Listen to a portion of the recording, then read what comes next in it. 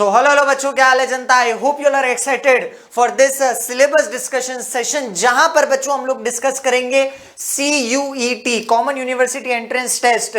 और ये इस बार पहली बार लॉन्च किया गया NTA द्वारा। और जैसा कि आप जानते हैं, अगर आप अपनी फेवरेट यूनिवर्सिटी में एडमिशन लेना चाहते हैं सेंट्रल, तो आप लोगों को चाहे कोई भी यूनिवर्सिटी हो बच्चों, ये एग्जामिनेशन में भी उत्कर्ष आपका साथ नहीं छोड़ेगा। चाहे आपका सपना DU का हो, दिल्ली यूनिवर्सिटीज का, चाहे आपका सपना BHU का हो, चाहे आपका सपना बच्चों जामिया इस्लामिया यूनिवर्सिटी का हो, तो भी आपको वहां पर उत्कर्ष लेकर जाएगा। इस बात की गारंटी हम लोग यहां पर देते हैं बच्चों, ठीक है। और ये नया चैनल लॉन्च हुआ है जिसका नाम है CUET। और इस पूरे चैनल में बच्चों हम लोग लेकर आ रहे हैं आप लोगों के लिए फ्री यूट्यूब सेशंस जब तक आपका CUET एग्जामिनेशन नहीं हो जाता, क्योंकि ये भी सिलेबस पूरा कराने का ध्येय भी बच्चों प्योर MCQ जो हमारा 12th का लेवल है उससे भी थोड़े से ऊपर वाले MCQ जो आपके CUET में आएंगे। और बच्चों हमारी कंटेंट टीम जब से इस एग्जामिनेशन को लॉन्च हुआ, विश्वास मान के चलिए, तब से लगी हुई है। और मैं आप लोगों का केमिस्ट्री मेंटोर आज आपके सामने सिलेबस डिस्कस करूंगा रिगार्डिंग केमिस्ट्री के लिए। तो बच्चों तैयार हो जाइए CUET इस बार फोड़ने के लिए। तो हम स्टार्ट करने जा रहे हैं केमिस्ट्री का सिलेबस डिस्कशन, जो कि जिसका कोड बच्चों आपको पता होना चाहिए। कोड कितना है हमारा? 306। क्लियर बात है बच्चों? बिल्कुल। जो बच्चे BSc करना चाहते हैं उनके लिए केमिस्ट्री सब्जेक्ट आएगा और आपको वही ऑप्ट करना है बच्चों। और उसमें कौन कौन से हमारे पास में टॉपिक्स आने वाले हैं, आपको किस तरह से प्रिपरेशन करनी है, सब कुछ डिस्कस किया जाएगा। तो बच्चों जो फर्स्ट टॉपिक आने वाला है बच्चों, वो हमारे पास में है सॉलिड स्टेट, यानी बोले तो ठोस अवस्था। इस पूरे टॉपिक में आपको पता होना चाहिए हमारे पास में कौन कौन सी चीजें डिस्कस करने के लिए आएगी। तो बच्चों जो आपके क्लास 12th में सिलेबस था वही पूरा एज इट इज सिलेबस है। टॉपिक्स जो आ रहे हैं वो है क्लासिफिकेशन ऑफ सॉलिड। सॉलिड कितने प्रकार के होते हैं आपको पता होना चाहिए। 2 प्रकार है, क्रिस्टलाइन और अमोर्फस, वही उनके बारे में हम डिस्कशन करेंगे। क्रिस्टलाइन के भी कितने प्रकार होते हैं, मॉलिक्यूलर, आयनिक, कोवेलेंट, मेटालिक, है ना, ये हमने पढ़ा था, बिल्कुल पढ़ा था। यूनिट सेल क्या होता है, फिर उसके बाद में लैटिस क्या होता है, और डेंसिटी के क्वेश्चंस भी आने वाले हैं बच्चों, है ना, जो कि one of the most important थे। फिर हमारे पास में पैकेजिंग एफिशिएंसी भी आती है सॉलिड की, कि कौन सा सॉलिड किस तरह से पैक होता है। फिर उसके बाद में defects, one of the most important topic बच्चों। डिफेक्ट्स में से बहुत सारे क्वेश्चन आने की संभावना है, क्योंकि डिफेक्ट्स बहुत ही डीप टॉपिक है कि सॉलिड्स में कौन कौन से डिफेक्ट होते हैं। इलेक्ट्रिकल और मैग्नेटिक प्रॉपर्टी भी हम लोग पढ़ेंगे इसमें, ये भी इंपॉर्टेंट है इलेक्ट्रिकल और मैग्नेटिक प्रॉपर्टी बच्चों, ठीक है। कितने प्रकार के मटेरियल्स होते हैं, सेमीकंडक्टर्स, कंडक्टर्स, इंसुलेटर्स, और टाइप्स ऑफ सेमीकंडक्टर्स भी हमको पढ़ने हैं। जो आपके पास में N टाइप और P टाइप सेमीकंडक्टर्स आते हैं बच्चों, है ना, जो हमारे पास में N टाइप और P टाइप सेमीकंडक्टर आते हैं वो भी हम इस टॉपिक में पढ़ेंगे। तो ठोस अवस्था सॉलिड स्टेट आपको एकदम, इसमें कहीं पर भी हमारे नंबर नहीं जाने चाहिए, इस बात का हम लोग प्रण लेते हैं ना बच्चों, बिल्कुल लेते हैं, ठीक है। तो अब हमारे पास में नेक्स्ट जो यूनिट आती है वो आती है सोल्यूशन यानी विलयन, ठीक है। कितने प्रकार के सोल्यूशन होते हैं यह हमें पता होना चाहिए, ठीक है। तो यहां पर हमारे पास में टाइप्स ऑफ सोल्यूशन है बच्चों, बिल्कुल। फिर एक्सप्रेशन ऑफ द कंसेंट्रेशन, ये फॉर्मूला आएंगे हमारे पास में, नॉर्मेलिटी, मोलैरिटी, मोलैलिटी, ये वाली जो चीजें आती हैं वो हमारे कंसेंट्रेशन टर्म्स में आएगी बच्चों। Solubility of the gases into liquid, gas का लिक्विड में सल्यूबिलिटी के बारे में हम लोग पढ़ेंगे। फिर उसके बाद में कॉलिगेटिव प्रॉपर्टीज, ये इंपॉर्टेंट है बच्चों, है ना। कॉलिगेटिव प्रॉपर्टीज हमारे पास में 4 कॉलिगेटिव प्रॉपर्टी आती है, आप अच्छे से जानते हैं। Relative lowering in vapour pressure, है ना। फिर उसके बाद में एलिवेशन इन बॉइलिंग पॉइंट भी आ रहा है, डिप्रेशन इन फ्रीजिंग पॉइंट भी आ रहा है, ध्यान से समझिए, और ऑस्मोटिक प्रेशर। और इनके न्यूमेरिकल्स बहुत ज्यादा इंपॉर्टेंट होने वाले बच्चों।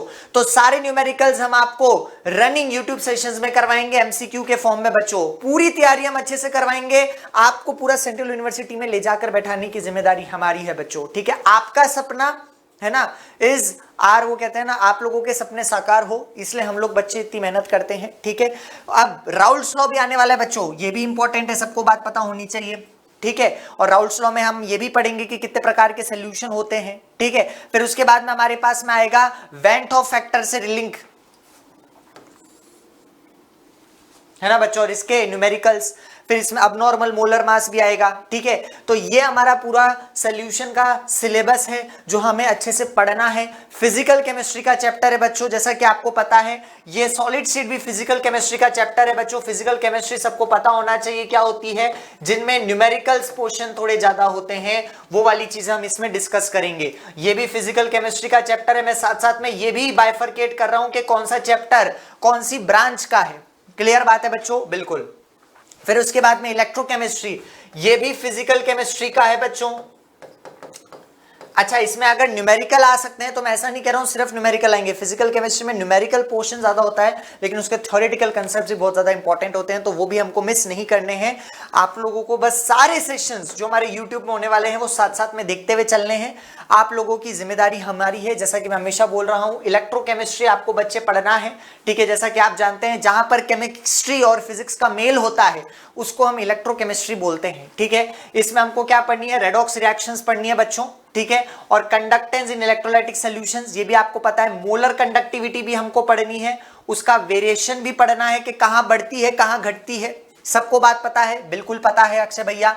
कोलोरोस लॉ भी हमको पढ़ना है, ये भी इंपॉर्टेंट है, इससे लिंक भी क्वेश्चन आएंगे, है ना।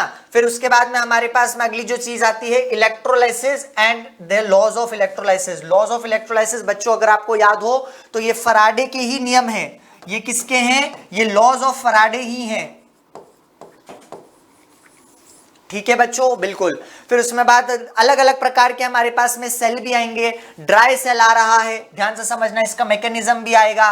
फिर उसमें मेरे पास में गैल्वेनिक सेल भी आएगा, लेड स्टोरेज सेल भी आएगा। लेड एक्यूमुलेटर को लेड स्टोरेज सेल भी कहा जाता है बच्चों, ठीक है। फिर उसके बाद में हमारे पास में नर्स्ट इक्वेशन और उसके क्वेश्चंस बेस्ट, मतलब इससे न्यूमेरिकल आना ही आना है अगर इलेक्ट्रोकेमिस्ट्री है तो। नर्स्ट इक्वेशन और उसके न्यूमेरिकल्स और उसके एप्लीकेशन बच्चों मैंने आपको बता रखी, इक्विलिब्रियम और गिब्स फ्री एनर्जी, ये दो एप्लीकेशंस के ऊपर क्वेश्चंस आ सकते हैं, है ना। देखिए यहां पर लिख रखा है गिब्स फ्री एनर्जी, और एक हमारे पास में ईएमएफ भी है, ठीक है।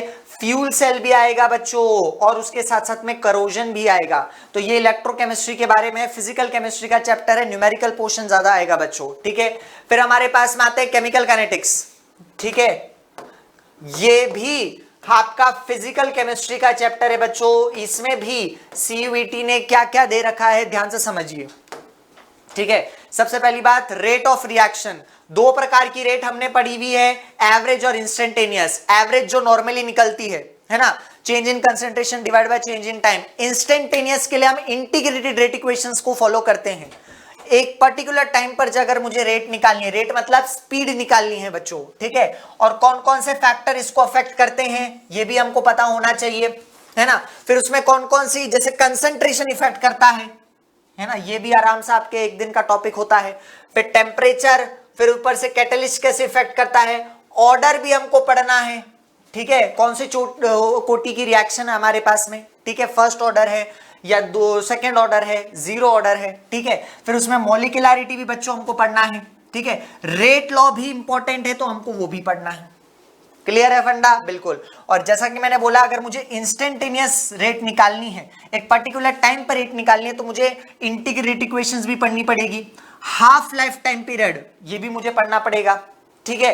तो ये केमिकल काइनेटिक्स के बारे में है। उसके साथ साथ में एक्टिवेशन एनर्जी और कंसेप्ट्स ऑफ कॉलिजन ये भी हमको पढ़ने, क्योंकि इससे भी एक न्यूमेरिकल लिंक होता है, log k2 upon k1 वाला, याद आया सबको, is equals to EA divided by 2.303 R T2 minus T1, है ना, सुना है ना भैया, डिवाइडेड बाय T1 T2, ठीक है।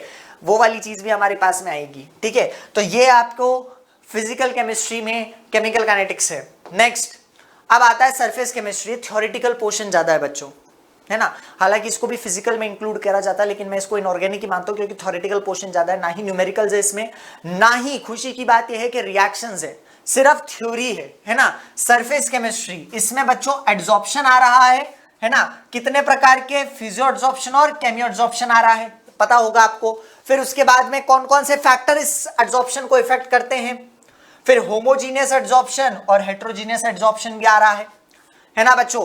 फिर उसके बाद में हमारे पास में नेक्स्ट जो चीज आ रही है वो क्या आ रही है कि एंजाइम और एक्टिविटी सेलेक्टिविटी भी आ रही है, एंजाइम और उसका मैकेनिज्म भी आ रहा है। मतलब पूरा चैप्टर दे दिया है।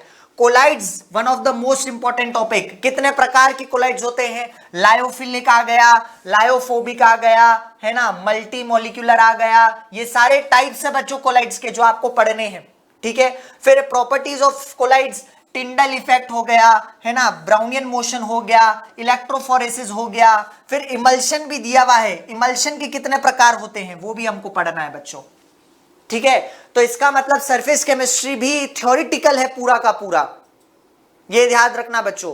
तो इसमें हमको कहीं पर भी मार्क्स नहीं जाने देने हैं। अगर थ्योरी आपको आती है तो इसका मतलब इसमें पूरे के पूरे मार्क्स हमारे वो कहते हैं ना झोली में आ गिरेंगे, ठीक है।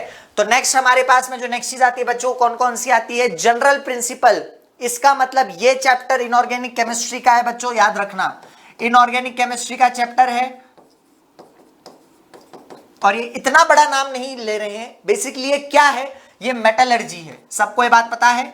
जरा शोर मचाकर बताइए ये क्या है, हमारी मेटलर्जी है। मेटलर्जी बोले तो कैसे हम लोग मेटल को एक्सट्रैक्ट करते हैं ओर से, उसको हम क्या बोलते हैं जनता, जरा बता दीजिए। उसको मेटलर्जी बोलते हैं, ठीक है। तो वही पूरा प्रोसेस हमको पढ़ना है कि आप मेटल को कैसे निकाल सकते हो एक ओर में से, ठीक है। तो उसमें हमको क्या क्या पढ़ना है, मेथड्स ऑफ एक्सट्रैक्शन, कैसे किन किन तरीकों से मेटल निकल सकता है ना। उसमें हमारे पास में कंसंट्रेशन है, ऑक्सीडेशन प्रोसेस है, रिडक्शन प्रोसेस है, इलेक्ट्रोलाइटिक प्रोसेस है। फिर उसके बाद में उसको बस निकाल लिया मेटल तुमने, फिर उसको रिफाइन कैसे करोगे, है ना, उसको तुम प्योरीफाई कैसे करोगे। तो उसके लिए जो हमारे पास में चीज आती है उसको बोला जाता है रिफाइनिंग, है ना। तो फिर उसके बाद में हमारे पास में प्रिंसिपल ऑफ एक्सट्रैक्शन। अच्छा, कौन कौन से मेटल्स को निकालने के तरीके हैं हमारे पास में, तो हमारे पास में एल्यूमिनियम को निकालने का तरीका है, कॉपर को निकालने का तरीका है कोर्स में, जिंक को निकालने का तरीका और आयरन को निकालने का तरीका है। तो ये वाले चीजें हमको पढ़नी है किसके अंदर, मेटलर्जी चैप्टर के अंदर, जो कि किस में आता है, इनऑर्गेनिक केमिस्ट्री में। सबको ये बात पता है, सबको चमक में आ रहा है? अगर चमक में आ रहा है और मजा आ रहा है सिलेबस को पढ़ने में, है ना, सिलेबस को पढ़ने में, तो सोचो तुम लोगों को और भी मजा आएगा जब तुम लोग क्लासों को अटेंड करेंगे, है ना। तो अगर आपको मजा आ रहा है और अगर आप क्लास अटेंड करना चाहते हो और एक्साइटेड है केमिस्ट्री की क्लास के लिए, ठीक है, तो फटाफट करके नीचे जो आप ये वीडियो के नीचे जो कमेंट सेक्शन आएगा, है ना, उसमें लिख दीजिए वाह सर वाह, मजा आ गया, ठीक है। तो अब हमारे पास में एक जो चीज आती है बच्चों, क्या आती है, पी ब्लॉक। अब पी ब्लॉक भी इनऑर्गेनिक केमिस्ट्री का है, सबको ये बात पता है, बिल्कुल पता है, ठीक है। इसमें भी आपको इनऑर्गेनिक रिएक्शंस लर्न करनी पड़ेगी, थोड़ी सी मुश्किल आएगी, देखिए थोड़ी सी मुश्किल आएगी क्योंकि रिएक्शन ज्यादा है ना, लेकिन आपको हिम्मत नहीं हारनी क्योंकि हम नहीं हिम्मत आ रहे हैं, ठीक है। पी ब्लॉक में ग्रुप 15 आपके अंदर जोड़ा गया है सिलेबस में, ठीक है बच्चों। ग्रुप 15 में भी क्या क्या है, इंट्रोडक्शन है, बहुत बढ़िया, सारे एलिमेंट्स की इलेक्ट्रॉनिक कॉन्फ़िगरेशन, जो कि बच्चे बच्चे को पता है तो हम भी लर्न कर सकते हैं, ठीक है। फिर उसमें ऑक्सीडेशन स्टेट्स भी हमको पढ़नी है, ठीक है। फिर उसके फिजिकल और केमिकल प्रॉपर्टीज भी पढ़नी है, नाइट्रोजन और उसके इंपॉर्टेंट कंपाउंड्स पढ़ने बच्चों, पूरा का पूरा मैं साथ में लिख देता हूं। नाइट्रोजन के इंपॉर्टेंट कंपाउंड्स हमको पढ़ने हैं, वो नाइट्रिक एसिड हो गया, वो अमोनिया हो गया, वो उसके ऑक्साइड्स हो गए। फिर उसके साथ में बच्चों हमको फास्फोरस के भी इंपॉर्टेंट कंपाउंड्स पढ़ने हैं। फास्फोरस के इंपॉर्टेंट कंपाउंड्स हो गए जैसे PCl3, PCl5 हो गया, है ना, टाइप्स ऑफ फॉस्फीन हो गया, टाइप्स ऑफ फास्फोरस हो गया, वो भी हमको पढ़ना है और उसके ऊपर भी क्वेश्चन आने वाले हैं, है ना। बस आपको बस कुछ नहीं करना है, नोटबुक और पेन लेकर बैठ जाइए, है ना। बहुत जल्दी क्लासेस स्टार्ट होने वाली हैं और विश्वास मान के चलिए सारे के सारे क्वेश्चंस आपके लिए बहुत यूजफुल होने वाले हैं। चाहे आप CUET दीजिए या कोई और कॉम्पिटिटिव एग्जाम भी दीजिए, हमारा CUET करने का ये ध्यान रखना, हमारा ड्रीम बेस्ट सेंट्रल यूनिवर्सिटी में जाने का है बच्चों। विश्वास मान के चलिए एक अच्छी डिग्री, है ना, हर जगह काम आती है और अच्छी डिग्री के साथ साथ अगर वो डिग्री अच्छे कॉलेज से मिल जाए तो सोने पे सुहागा है, ठीक है। और भैया जो एग्जामिनेशन की आप तैयारी कर रहे हैं उससे जो कॉलेजेस मिलेंगे वहां जाने के लिए तो पूरा इंडिया तड़पता है ना। तो भैया ये बहुत बढ़िया बात है, ठीक है, कि आपको CUET, है ना, सिर्फ क्रैक करना है और आपको आपके बेस्ट कॉलेजेस में एडमिशन मिल जाएगा, ठीक है। फिर उसमें ग्रुप 16 ऐड करा गया है। ग्रुप 16 में भी सेम फंडा अप्लाई कर रहे हैं लोग, सेम कॉन्फ़िगरेशन बताइए, ऑक्सीडेशन स्टेट्स बताइए, उसकी फिजिकल और केमिकल प्रॉपर्टीज बताइए ग्रुप 16 की। अच्छा, फिर ऑक्सीजन के इंपॉर्टेंट कंपाउंड्स हैं, अब वो कोई भी हो सकता है, वो ऑक्साइड्स हो सकते हैं, वो ओजोन हो सकता है ना, उसकी प्रॉपर्टीज हो सकती है। फिर सल्फर के इंपॉर्टेंट कंपाउंड भी हमको पढ़ने हैं। फिर उस पर सल्फर में हमारे पास में उसकी प्रिपरेशन है, सल्फ्यूरिक एसिड उसका इंपॉर्टेंट कंपाउंड है, सल्फर डाइऑक्साइड उसका इंपॉर्टेंट कंपाउंड है। तो ये सारी चीजें हमको सल्फर के बारे में पढ़नी है, उसके ऑक्सो एसिड्स पढ़ने हैं बच्चों, ठीक है। फिर अगर देखें तो हमारे पास में ग्रुप 17 भी ऐड करा गया है और ग्रुप 17 मतलब अगर देखा जाए तो 12th की बुक में NCERT में जितने भी टॉपिक्स है वो सारे इंक्लूड करे गए, ठीक है। इसमें भी सेम फंडा चला रहे, इंट्रोडक्शन दीजिए, इलेक्ट्रॉनिक कॉन्फ़िगरेशन दीजिए, ऑक्सीडेशन स्टेट बताइए, उसकी प्रॉपर्टीज बताइए। और अब जो इंपॉर्टेंट चीज है वो है क्लोरीन के इंपॉर्टेंट कंपाउंड्स, इंटर हैलोजन भी हमको देखना है, ऑक्सो एसिड्स भी देखने हैं। और ग्रुप 18 भी है बच्चों, अब ग्रुप 18 तो इतू सा है, जब इतना पढ़ लोगे तो इतने में क्या चला जाएगा, ठीक है। ग्रुप 18 तो छोटू सा है, ठीक है, तो वो भी हमको पढ़ना है, तो ये चैप्टर भी इनऑर्गेनिक का हो जाएगा। फिर अगर पी ब्लॉक पढ़ लिया है बच्चों, अब ये इतना बड़ा देखकर टेंशन मत लीजिए, आप लोग ये कर चुके हैं और विश्वास मान के चलिए 2 से 3 दिन जो हमारे एमसीक्यू सेशन चलेंगे उसमें सारे टॉपिक क्लियर हो जाएंगे, ठीक है। चलिए, तो अब आपके पास में ये भी चैप्टर जो है वो डी एंड एफ ब्लॉक है, ये इनऑर्गेनिक केमिस्ट्री का चैप्टर है बच्चों।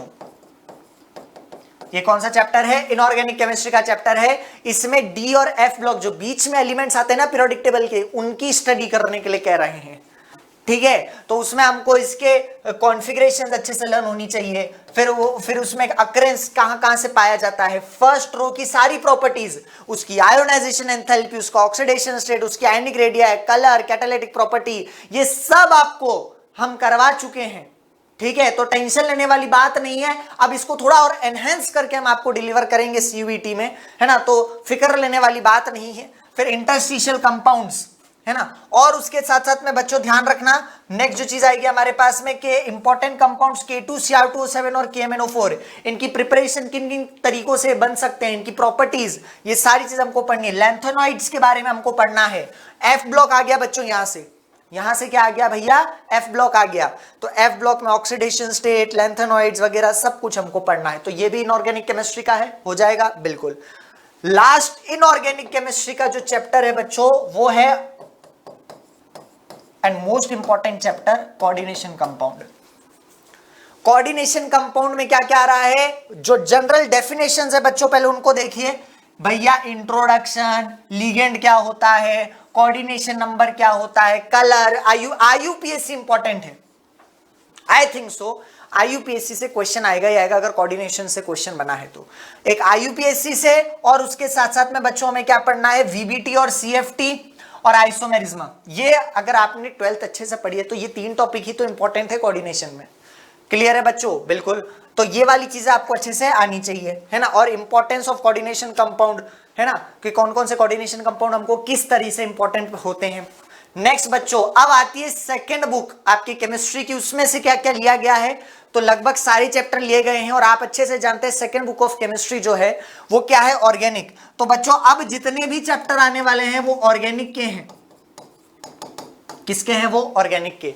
Halo alkane, hello arene, same फंडा अप्लाई कर रहे हैं। Chemical reactions, physical properties, method of preparation, किन किन तरीकों से हेलो एल्केन बनता है, किन किन तरीकों से हेलो एरीन बनता है, और उसके साथ साथ में छोटी मोटी बातें जैसे for example uses of environment effects, ठीक है, डीडीटी के बारे में हम लोग पढ़ेंगे, इन सारी चीजों के बारे में हम लोग पढ़ेंगे। तो इनमें रिएक्शंस हमको पढ़नी है अच्छी खासी, है ना। फिर उसके बाद में जैसे हेलो एल्केन हेलो एरीन है ना, वैसे ऑर्गेनिक का दूसरा चैप्टर है बच्चों जिसको बोला जाता है अल्कोहल, फिनोल एंड ईथर। इनमें भी नेम कैसे देते हैं, किन किन तरीकों से बनता है अल्कोहल और फिनोल, फिजिकल प्रॉपर्टीज, कौन कौन सी रिएक्शंस होती है अल्कोहल और फिनोल में बच्चों।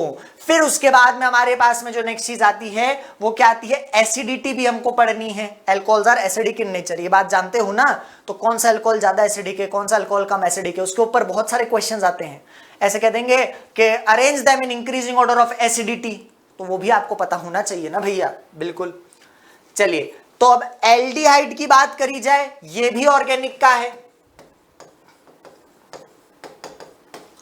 ये भी किसका है जनता? ऑर्गेनिक का है। सेम एल्डिहाइड का भी नाम देने का तरीका, फिर ऊपर से किन किन तरीकों से बनता है, फिर ऊपर से फिजिकल प्रॉपर्टीज, कौन कौन सी रिएक्शंस देता है ना, ये सारी बातें हमको पढ़नी है। और कार्बोक्सिलिक एसिड भी है तो उसकी एसिडिटी वाला फंडा भी हमको पढ़ना है। फिर ऐसे ही ये है ऑर्गेनिक का चैप्टर, नाइट्रोजन कंटेनिंग कंपाउंड जिसको हम अमाइन बोलते हैं, अमाइन एंड डायज़ोनियम। ये दोनों चीजें हमको इस चैप्टर में पढ़नी है ना।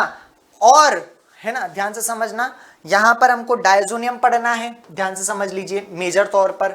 और अमाइंस और उनकी मेथड ऑफ प्रिपरेशन, कौन कौन तरीकों से अमाइन बनता है, उनकी केमिकल रिएक्शंस, ये भी हमको पढ़नी है। इसमें साइनाइड्स और आइसोसाइनाइड्स भी बच्चों एक्स्ट्रा ऐड करे हैं, ठीक है।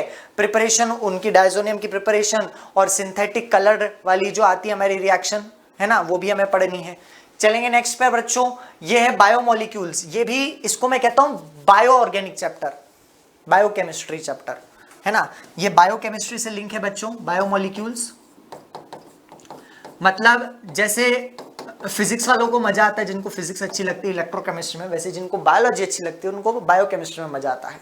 ठीक है, मतलब इसमें डीएनए के बारे में पढ़ेंगे, कौन कौन सी शुगर आती हैं, कार्बोहाइड्रेट्स, विटामिन्स, ठीक है बच्चों, या फिर एंजाइम, मतलब सारी बायोलॉजी की चीजें चलेगी, है ना, कि कौन कौन से कार्बोहाइड्रेट्स होते हैं, मोनोसैकेराइड्स होते हैं, डायासैकेराइड्स होते हैं, पॉलीसैकेराइड्स होते हैं, विटामिन्स के बारे में पढ़ेंगे, प्रोटीन्स के बारे में पढ़ेंगे, है ना। तो ये सारी चीजें डीएनए वगैरह ये सब किस में आता है, हमारा बायोमोलिक्यूल्स के अंदर आता है। किसके अंदर आता है जनता, ये सब बायोमोलिक्यूल्स के अंदर आता है, इसमें तो कोई भी पाप या शक की बात नहीं है। चलिए बच्चों, फिर ऊपर से हमारे पास में आते हैं पॉलीमर्स। ये भी आप ऑर्गेनिक में कंसीडर कर सकते हैं, क्योंकि बहुत सारे प्रकार के पॉलीमर्स होते हैं, उनकी रिएक्शंस हमको याद होनी चाहिए, है ना, उनकी रिएक्शंस हमको याद होनी चाहिए। तो मेथड ऑफ पॉलीमराइजेशन, कौन कौन से पॉलीमराइजेशन हमको करने हैं, है ना, कौन कौन से कोर्स में पॉलीमर्स है बच्चों, नेचुरल और सिंथेटिक पॉलीमर्स। अब इसके अंदर नेचुरल रबर और सिंथेटिक रबर भी आ सकता है। सिंथेटिक रबर दो प्रकार के, Buna S, Buna N, isoprene, याद आया। फिर ऊपर से पॉलीथीन भी है हमारे कोर्स में, नायलॉन, नायलॉन सारे इसमें इंक्लूड है भैया। नायलॉन 6,6 की रिएक्शन भी इंक्लूड है, नायलॉन 2,6 की रिएक्शन भी इंक्लूड है, नायलॉन 6 की रिएक्शन भी इंक्लूड है, ठीक है। फिर पॉलिएस्टर्स भी आएंगे हमारे पास में, बैकेलाइट भी है, ठीक है, फिर रबर भी है। तो ये और बायोडिग्रेडेबल पीएचबीवी मैंने आपको याद करवाया था, पीएचबीवी हो गया, नायलॉन 2,6 हो गया, they are biodegradable polymers. Non biodegradable सारे ऊपर है, ठीक है। तो ये भी आपका पॉलीमर चैप्टर इजी है और इसमें कहीं पे भी मार्क्स नहीं जाने चाहिए अक्षय भैया। चलिए लास्ट चैप्टर, ये भी बायोकेमिस्ट्री का चैप्टर है बच्चों। क्यों? क्योंकि इसमें हम दवाइयों के बारे में पढ़ेंगे कि भैया आपको सपोज एसिडिटी हो गई तो आप एंटासिड लेंगे, तो आप कौन सा एंटासिड लेंगे। डेटॉल के स्ट्रक्चर्स को हम पढ़ेंगे, सेवलॉन के स्ट्रक्चर्स को हम पढ़ेंगे। तो एक तरह से ये चैप्टर पढ़ने के बाद आप कह सकते हैं कि भैया हमको दवाइयों की नॉलेज हो गई है, ठीक है। तो ये आपका पूरा का पूरा केमिस्ट्री का सीयूईटी का सिलेबस है भैया। अगर बीएससी करनी है, मैंने जैसा कि बोला है, अच्छी डिग्री आपको बहुत ज्यादा वैल्यूएबल लगेगी। आज नहीं तो आपको आने वाले, है ना, कुछ सालों से पता चलेगा कि भैया डिग्री अच्छी लेनी चाहिए थी। और अगर उसके साथ साथ गवर्नमेंट आपको क्या दे रही है, सीयूटी का ऑप्शन। अगर आपकी 12th पाप में गई है तो टेंशन मत लीजिए, आप अभी भी, पहले क्या होता था बच्चों, पहले 12th के बेस पे हमको एडमिशन मिलते थे इन बड़ी बड़ी यूनिवर्सिटीज में, है ना, या फिर उनके खुद के एंट्रेंस टेस्ट होते थे। अब एक ही एंट्रेंस टेस्ट है और उससे आपको आपकी बेस्ट सेंट्रल यूनिवर्सिटीज मिल सकती है। तो भैया क्या ही प्रॉब्लम है ना। और विश्वास मान के चलिए बच्चों, अच्छी डिग्री प्लस वो अगर अच्छे कॉलेज से मिल जाए तो आपकी लाइफ बढ़िया हो जाएगी। तो बच्चों इसी बेस्ट विशेष के साथ में हम लोग आ रहे हैं क्लासेस लेकर आप लोगों के लिए, only on this new channel of Utkarsh CUET. और इसमें एकदम तबाही मचाएंगे और हर एक कंसेप्ट आपके ऊपर वाले माले के अंदर सेट करेंगे। तो so I hope you all are waiting for the amazing sessions. मिलेंगे सेशंस में बच्चों, तब तक के लिए मिस करते रख सर को। जीते रही केमिस्ट्री की दुनिया। थैंक यू सो मच बच्चों।